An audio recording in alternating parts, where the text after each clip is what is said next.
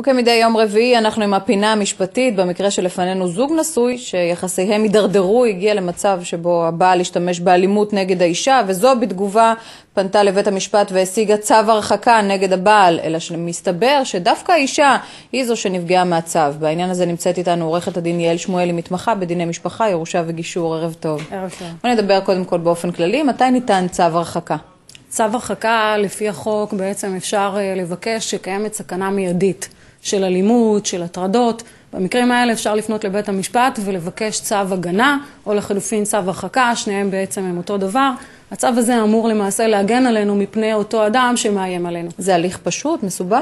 זה הליך די פשוט. אפשר, כאשר הסכנה היא מיידית, לפנות במעמד צד אחד לבית המשפט.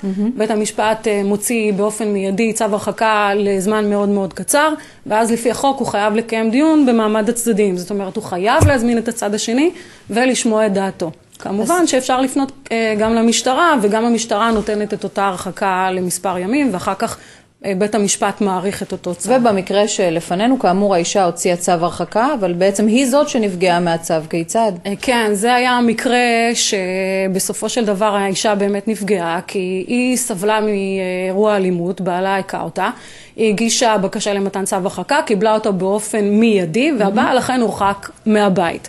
מה שלא נלקח בחשבון ולא אמרו לבית המשפט, זה שלמעשה הצדדים האלה ניהלו ביחד עסק. והם קמו כל בוקר בחיים הרגילים שלהם והלכו לעבוד באותו המקום. המצב הזה יצר סיטואציה שבו האישה לא יכלה להגיע יותר למקום העבודה שלה, למקור הפרנסה שלה, כתוצאה מאותו צו. אז מה קורה באמת שזוג מתגרש ויש מקרה שמצריך צו הרחקה, אבל הם בעצם מנהלים עסק יחד? מה קורה מהבחינה המשפטית? האמת שזו באמת בעיה לא פשוטה בכלל. צריך לקחת בחשבון שבסיטואציות כאלה המקרה הוא מורכב, כי למעשה דורשים מאותה אישה לא להגיע בית המשפט מפצה? אפשר לחשב את גודל הנזק הכלכלי? כן, מה שקורה זה שפונים לבית המשפט בהליך של כבר חלוקת הרכוש המשותף, ובעצם מבקשים מבית המשפט לאמוד את אותו חלק שיש הלך לאותו בן זוג שיוצא מהעסק.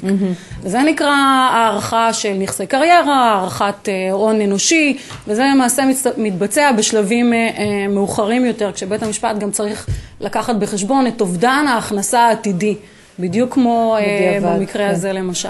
עורכת הדין יעל שמואלי, תודה רבה לך על הדברים. תודה רבה לכם.